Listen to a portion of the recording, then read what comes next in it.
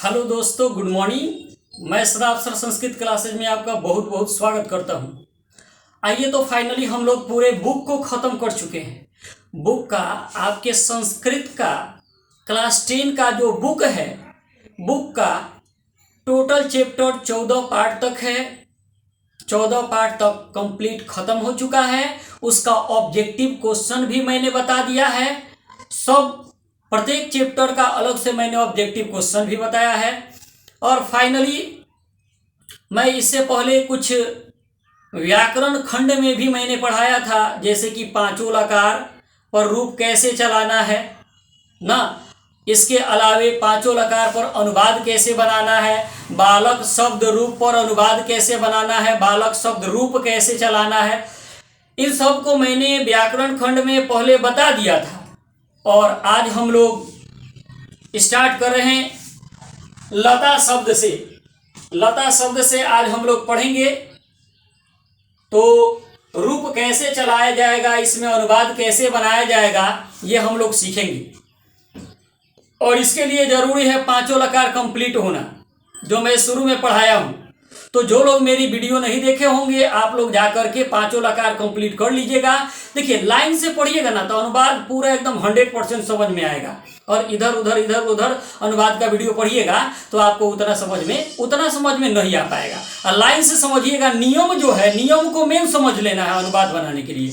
अनुवाद बनाने के लिए आप मेन नियम को समझिए, इसलिए लाइन से वीडियो देखना पड़ेगा। लाइन से पांचों लकार पर जो हम अनुवाद बनाना सिखाए हैं, पांचों लकार पर अनुवाद बनाने के लिए देखना पड़ेगा। उसके बाद आपको बालक शब्द रूप पर अनुवाद देखना पड़ेगा कि बालक शब्द रूप पर अनुवाद कैसे बताए हैं। और आज मैं बालक शब्द रूप के बाद लता शब्द रूप आप लोग को पढ़ाने जा रहा हूं। ठीक है, आइए हम लोग देख लेते हैं। यहां पे है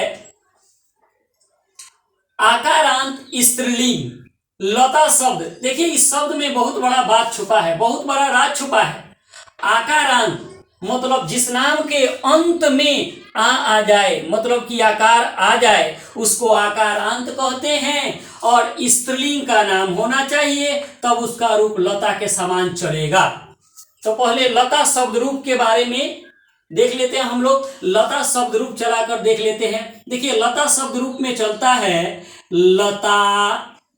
मेरे साथ साथ आप लोग भी उच्चारण करिएगा, पढ़िएगा इसको। ठीक है, लते बहुवचन में हो जाएगा लता।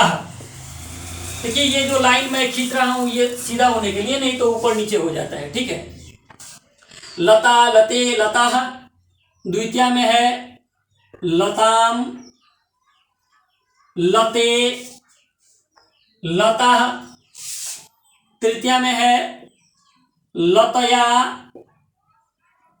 लताभ्याम, लतया, लताभ्याम। बहुवचन में हो जाएगा आपका लताभी, लताभी। चतुर्थी में हो जाएगा लतायई, लतायई, लताभ्याम, लताभ्यः, लतायई, लताभ्याम, लताभ्यः। पंचमी में होता है लतायाः,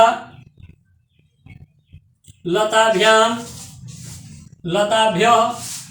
षष्ठी में हो जाएगा लतायाः, लतायाः, लतयोः, लतयोः। लतानाम, लतानाम। सप्तमी में हो जाएगा लतायाम, लतयोः, लतासु, लतायाम, लतयोः, लतासु। तो ये लता शब्द रूप है। लता शब्द रूप मैंने बोर्ड पर लिख दिया। और लता शब्द रूप को याद करना पड़ेगा, इससे एग्जाम में आपका ऑब्जेक्टिव क्वेश्चन पूछता है। और ऑब्जेक्टिव क्वेश्चन के साथ ही साथ अनुवाद भी आप बना सकते हैं। इस पर अनुवाद भी पूछा जाता है, अनुवाद आपको बनाना पड़ेगा इसमें। ठीक है, तो आइए हम लोग देख लेते हैं इसके द्रष्टव्य में। यानी कि यहाँ पे लिखा गया है आकारांत स्त्रीलिंग। मतलब क्या हुआ, आपको हम बताएं कि जिस नाम के अंत में आ जाए और स्त्री का बोध होगा उसका रूप लता के समान चलेगा। जैसे में द्रष्टव्य में देखिए, मैं लिखता हूं बालिका, बालिका बोलने से स्त्रीलिंग का बोध हो रहा है और इसके अंत में आ रहा, तो इसका रूप लता के समान चलेगा। उसके बाद लंका कहने से स्त्रीलिंग का बोध होता है और इसके अंत में आ रहा, इसलिए इसका रूप किसके समान चलेगा, लता के समान चलेगा। सीता, सीता के अंत में देखिए आ रहा है, आकार आ रहा ना, और ये स्त्रीलिंग का बोध होता है तो इसका भी रूप लता के समान चलेगा। तो अधिकांश लड़कियों का, जैसे सीता, मीरा, राधा, शीला, गीता, ऐसे नाम है अधिकांश लड़कियों का जिसके अंत में आ आता है। अधिकांश स्त्री के नाम के अंत में आ आता है ना, तो उसका रूप हम लता के समान चलाएंगे। जैसे मैं द्रष्टव्य में कुछ मैं यहाँ पे लिख दे रहा हूं, जैसे में और भी हो जाएगा, मथुरा, आकार आ रहा है यहाँ पे और स्त्रीलिंग है, लता के समान रूप चलेगा। मथुरा के बाद हो गया भाषा, उसके बाद हो गया गंगा, गंगा का रूप भी लता के समान चलेगा। इसके बाद हो गया विद्या, इसके बाद हो गया जया इत्यादि, और भी बहुत सारा नाम है। आकारांत स्त्रीलिंग का नाम का रूप लता के समान चलाया जाएगा। इस बात को याद रखिएगा आप लोग कि जितने भी स्त्री के नाम के अंत में आकार आ जाएगा उस सब का रूप लता के समान चलेगा। जिसे देखिए यहाँ पे एक बालिका का रूप में चलाकर बता रहा हूं, जिसे देखिए लिखा हुआ है लता, लते, लता, तो बालिका का रूप कैसे चलेगा, बालिका, बालिके, बालिका, ठीक है। द्वितीय में है लताम, लते, लता, तो बालिका का चलेगा बालिकाम, बालिके, बालिका। यहाँ पे है लतया, लताभ्याम, लताभी, तो बालिका का रूप सेम इसी के समान चलेगा। लतया लिखा हुआ है ना, तो हो जाएगा बालिकोया, बालिकाया नहीं होगा, बालिकोया। देखिए लता में से आकार हट गया है, तो लतया, लताभ्याम, लताभी, तो हो जाएगा बालिकोया, बालिकाभ्याम, बालिकाभी। अब है लतायई, लतायई, लताभ्याम, लताभ्यः, तो बालिका का रूप चलेगा, हो जाएगा बालिकायई, बालिकाभ्याम, बालिकाभ्यः। उसके बाद लतायाः, पंचमी में है लतायाः, लताभ्याम, लताभ्यः, तो बालिका का रूप चलेगा बालिकायाः, यानी यह भी शब्द जुटेगा लास्ट में, बालिकाभ्याम, बालिकाभ्यः। षष्ठी में है लता में लतायाः, लतयोः, आकार हट गया है, लतानाम, तो बालिका का रूप चलेगा बालिकायाः, बालिकोयोः, बालिकायो नहीं चलेगा, बालिकोयोः। उसके बाद बालिका नाम। अब सप्तमी में है लतायाम, तो देखिए इसमें कुछ हटा नहीं है बल्कि याम जुटा है, लतायाम, लतयोः, लतासु, तो बालिका का रूप कैसे चलेगा, बालिकायाम, बालिकोयो, बालिकासु। तो इस प्रकार से आप इनमें से किसी का भी रूप लता के समान चला सकते हैं रूप को। और देखिए एग्जाम में प्रश्न कैसे पूछा जाता है, क्वेश्चन कैसे इससे पूछा जाता है। जैसे मान लीजिए इसमें से किसी का रूप पर क्वेश्चन पूछ देगा, जैसे लता शब्द मैंने यहाँ पे चलाया है, तो इसमें से क्वेश्चन पूछा जाता है लतया किस विभक्ति का रूप है, क्वेश्चन पूछता है लतया किस विभक्ति का रूप है, तो आप देख सकते हैं विभक्ति में, देखिए किस विभक्ति में लतया लिखा गया है, आंसर हो जाएगा तृतीय विभक्ति, आपका उत्तर हो जाएगा तृतीय विभक्ति। नीचे ऑप्शन भी 4 दे देता है। उसके बाद अगला क्वेश्चन पूछ सकता है, इंपोर्टेंट क्वेश्चन है, लतायई में कौन सी विभक्ति है, तो लतायई, या पूछ सकता है बालिकायई, लतायई या बालिकायई में कौन सी विभक्ति है, तो देख सकते हैं आप कौन सी विभक्ति है, चतुर्थी। जो मैं क्वेश्चन बोला हूं इसको भी आप लोग नोट कर लीजिएगा, ओके। अगला क्वेश्चन आपसे पूछा जा सकता है इसमें कि आप लोग देख रहे हैं इतना है, इसमें भी 7 है, एक वचन में, द्विवचन में भी 7 है, बहुवचन में भी 7 है, यानी 7 या 21 गो इसमें शब्द है। तो 21 शब्द में से कहीं से पूछ लिया जाए, जैसे पूछा जाए लता नाम का मूल शब्द क्या होगा, तो लता नाम का मूल शब्द हो जाएगा लता। या पूछा जाए लता का मूल शब्द क्या हो जाएगा, तो लता हो जाएगा। लताम का मूल शब्द क्या हो जाएगा, तो लता हो जाएगा। या लताभ्याम का मूल शब्द क्या होगा, तो लता हो जाएगा। तो मूल शब्द भी पूछता है, कहीं से भी एक शब्द उठा लेगा जिसे कह देगा लता, यह का मूल शब्द क्या होगा, तो इसका मूल शब्द लता हो जाएगा। अब इसके बाद आइए इस पर हम लोग अनुवाद बनाएंगे। देखिए, अनुवाद बनाने के नियम में आपको एक बात बताया गया है, शुरू से ही मैं बताया हूं एक बात, कि कर्ता के अनुसार क्रिया लगेगा और चिन्ह के अनुसार वचन देखते हुए विभक्ति लगाएंगे। कर्ता आप समझते हैं, जो किसी काम को कर रहा है कर्ता है, और जो काम लास्ट में किया जा रहा है वाक्य के लास्ट में वो क्रिया है, और चिन्ह के अनुसार हम विभक्ति लगाते हैं, वचन देखते हुए विभक्ति लगाएंगे। एक बात याद कर लीजिएगा आप लोग अनुवाद के नियम का, आपका अनुवाद गलती नहीं होगा। जैसे कि थंबनेल पे आप देखे होंगे, थंबनेल पे लिखा होगा किकरा विभक्ति नियम। तो किकरा विभक्ति का मतलब क्या हुआ? किकरा विभक्ति, सॉरी ककरी विभक्ति है, गलत बोल दिया हम। ककरी विभक्ति थंबनेल पे लगा हुआ है, लिखा हुआ है ककरी विभक्ति नियम। तो ककरी, क मतलब कर्ता, क्री मतलब क्रिया, विभक्ति मतलब विभक्ति, बस 3 चीज को पहचानना है और उसके बाद अनुवाद को बना देना है। कैसे बनाना है? तो कर्ता के अनुसार क्रिया लगा देना है, शुरू में कर्ता रहेगा, लास्ट में क्रिया रहेगा, कर्ता के अनुसार क्रिया लगा देना है, और उसके बाद क्या करना है आपको? तो चिन्ह के अनुसार वचन देखते हुए विभक्ति लगाना है। इस बात को दिमाग में अभी से रख लीजिए, मैं अनुवाद बनाऊंगा तो समझ में आएगा आप लोग को। देखिए, कारक चिन्ह आप लोग पढ़े होंगे।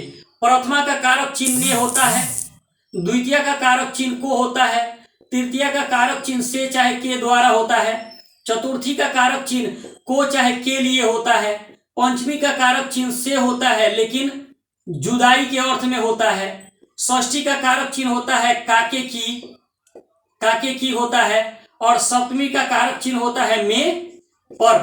तो बस ये चिन्ह देखते हुए विभक्ति लगा देना है। आइए 1 नंबर देखते हैं। देखिए, राधा के बगल में ने चिन्ह है, तो कोई चिन्ह, अगर कोई चिन्ह नहीं है ना तो ने चिन्ह है, ठीक है। तो कोई चिन्ह नहीं है तो ने चिन्ह है, और ने चिन्ह है तो प्रथमा विभक्ति में देखेंगे, और उसके बाद साथ साथ वचन भी देखेंगे। तो बताइए राधा किस वचन में है? एक वचन में है। तो लता का लता है, तो राधा का हम लिख देंगे राधा। अब कर्ता एक वचन में है तो ये क्रिया किस वचन में हो जाएगा? एक वचन में हो जाएगा, नृत्यति, माने नाचती है, राधा नृत्यति। इसी तरह कहा जाए सीता जाती है तो सीता गच्छति, मीरा पढ़ती है तो मीरा पठति, गीता गाती है तो गीता गायति, बन जाएगा ना ऐसे अनुवाद। अगला देखिए, मोहन मीरा को पढ़ाता है, तो आप बालक शब्द में पढ़े हैं, मोहन का रूप बालक के समान चलेगा, बालक का बालका होता है, तो मोहन का क्या हो जाएगा? ने चिन्ह है इसके बगल में, तो मोहन का हो जाएगा मोहना। मीरा को, देखिए मीरा का रूप लता के समान चलेगा तो लता शब्द में देखेंगे, मीरा को, मीरा के बगल में को चिन्ह है तो हम द्वितीय विभक्ति में देख लेंगे, तो द्वितीय विभक्ति का ना चिन्ह को है तो द्वितीय विभक्ति में देखेंगे। अब देखेंगे मीरा कौगो है, एगो मीरा है, तो एक वचन में देखिए, देखिए कि एक वचन में क्या लगा हुआ है? मोहलंत लगा है, द्वितीय विभक्ति लगा है। तो ये देखिए, मीरा के लिए हम लिख देंगे मीरा, को चिन्ह है तो द्वितीय विभक्ति लगाएंगे, को चिन्ह के लिए द्वितीय विभक्ति लगाएंगे मोहलंत। मीरा माने मीरा को पढ़ाता है, ये कर्ता एक वचन में है तो ये क्रिया एक वचन में हो जाएगा, पढ़ाता है पाठयति, मोहन मीराम पाठयति। अगर कहा जाए श्याम राधा को पढ़ाता है तो श्याम राधाम पाठयति। अगर कहा जाए कि राधा गीता को पीटती है तो कैसे बनेगा? राधा गीताम ताड़यति। अगला देखते हैं, लड़कियों को, देखिए ये लड़की के बगल में को चिन्ह है तो द्वितीय में देखेंगे। अब लड़की बहुत सारी है तो हम बहुवचन में देखेंगे, आपको बोले हैं कि चिन्ह देखिएगा और साथ में वचन भी देखिएगा ना। तो लड़की बहुत सारी है तो बहुवचन में, लता का लता है तो यहाँ पे देखिए लड़की बहुत सारी है तो क्या हो जाएगा? लड़की का होता है बालिका, बहुवचन में हो जाएगा। लड़कियों को संस्कृत पढ़ना चाहिए तो संस्कृत का हो जाएगा आपका संस्कृतम, और ये देखिए पढ़ना चाहिए, विधिलिंग में है, पढ़ाया गया है आप लोग को विधिलिंग पर अनुवाद। जैसे कि गच्छेत गच्छताम गच्छेयु तो रूप चलेगा पठेत पठेताम पठेयु, बहुवचन में है तो क्या हो जाएगा? पठेयु, पढ़ना चाहिए। अगला देख लेते हैं, अगला है राम। तराम तो पुल्लिंग है, बालक के समान रूप चलेगा। रामः, सीता के लिए, सीता के बगल में के लिए चिन्ह है, तो देखिए के लिए चिन्ह किसका है, चतुर्थी का है, तो चतुर्थी में देखेंगे। अब देखिए सीता एगो है तो चतुर्थी का एक वचन लगाइए, लता यही लगा है ना, तो यहाँ पे सीता के लिए सीता लिख देते हैं। और ये देखिए चतुर्थी विभक्ति के लिए चिन्ह है, तो इसके लिए चतुर्थी लगाना है, तो यहाँ पे यही लिख दीजिए, सिंपल सी बात है। सीता, ये सीता के लिए। फल लाता है, फल का हो जाएगा आपका फलम, लाता है का संस्कृत हो जाएगा आनियति, फलम आनियति। अगला है हनुमान, तो हनुमान पुल्लिंग है, इसलिए विसर्ग लगा के बनाएंगे, बगल में ने चिन्ह है, विसर्ग दे देंगे हनुमान। लंका से, देखिए लंका से आते हैं तो जुदाई हो रहा है ना, तो जुदाई हो रहा है तो पंचमी हम लगा देंगे। लंका चूंकि स्त्रीलिंग है, पंचमी लगाएंगे। पंचमी में लंका, देखिए कितना लंका है, एगो लंका है, तो पंचमी का एक वचन लगाइए या। तो ये देखिए लंका है, तो लंका के लिए हम लिख दिए लंका, ऐसे चिन्ह है, तो इसके लिए पंचमी विभक्ति हम लगा दिए या, लंका या, लंका से आते हैं। देखिए कर्ता एक वचन में है तो क्रिया एक वचन लगेगा। जाता है का गच्छति होता है ना, तो आता है का आगच्छति लगा दीजिए यहाँ पे, एक वचन में, कर्ता एक वचन में तो क्रिया एक वचन में। देखिए हनुमान करता है, कर्ता एक वचन में, तो आगच्छति क्रिया एक वचन में लगेगा। और ये जो आपका है बीच वाला चिन्ह देखते हुए विभक्ति वचन देखते हुए लगा दीजिए, चिन्ह के अनुसार विभक्ति वचन देखते हुए लगा दीजिए इसको। अगला है मीरा राधा की बहन है, तो मीरा के बगल में कोई चिन्ह नहीं है, ने चिन्ह है, तो लता का लता लिखा हुआ है, तो मीरा का, देखिए लता का लता लिखा हुआ है, तो मीरा का मीरा लिख दिए। राधा की, देखिए राधा के बगल में की चिन्ह है, तो की चिन्ह किस में आ रहा है, का के की षष्ठी में, तो षष्ठी लगाएंगे। अब देखिए राधा को गो है, एगो है ना राधा, राधा एगो है, तो एक वचन लगा देंगे। एक वचन के लिए क्या जोड़ते हैं या, तो यहाँ देखिए राधा है तो हम लिख दिए राधा। आइए देखिए की चिन्ह है, तो की चिन्ह के बदले में हम लिख देंगे य कर या, विसर्ग षष्ठी विभक्ति लगा देंगे, राधा या। बहन का होता है संस्कृत भगिनी, भगिनी, और इसके बाद है, तो है का संस्कृत हो जाएगा अस्ति। अगला देखिए, अगला है लताओं में फूल खिलते हैं, लता के बगल में कौन चिन्ह है, में चिन्ह है, तो आप सप्तमी में देखिए, क्योंकि सप्तमी का मेज पर चिन्ह होता है। अब देखिए आप लता एगो है कि बहुत सारा है, तो लता बहुत सारा है ना, तो बहुवचन में आ जाइए लतासु, तो यहाँ पे इसका क्या बनेगा अनुवाद, लतासु। फूल खिलते हैं, तो बताइए फूल बहुवचन में है, ता है नहीं, फूल खिलते हैं बहुत सारा है, तो फूल का रूप फल के समान चलता है। फल रूप भी मैंने पढ़ा दिया है आप लोगों को, फलम फले फलानी, तो ये फूल का रूप चलेगा पुष्पम पुष्पे पुष्पानी, बहुवचन में, पुष्पम पुष्पे पुष्पाणी, तो यहाँ पे हो जाएगा पुष्पाणी। अब कर्ता बहुवचन में है पुष्प, तो खिलते हैं बहुवचन में हो जाएगा विकसति विकसत विकसंती, पुष्पाणी विकसंती हो जाएगा। ठीक है, लास्ट आपका यहाँ पे बच गया है, देख सकते हैं आप, ये 8 नंबर, तो जगह नहीं बचा है, इधर मैं बना रहा हूँ इसको। ठीक है, तो राम के बगल में ने चिन्ह है, तो बालक के समान रूप चलता है, इसलिए राम विसर्ग दे देंगे राम। रावण को, रावण का भी रूप बालक के समान चलता है, को चिन्ह है, तो म हलंत लगा दीजिए, द्वितीय विभक्ति रावण को।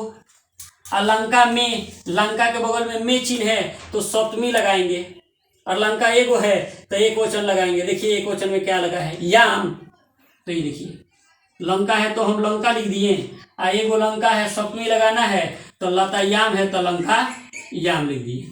लंका में वान से, तो वान का वान लिख दिए। देखिए वान से कहने का मतलब है कि संबंध हो रहा है, तो बालक के समान रूप चले, फल के समान रूप चलेगा फले न, तृतीया में, तृतीया है संबंध का बोध हो रहा है, तो वाने न।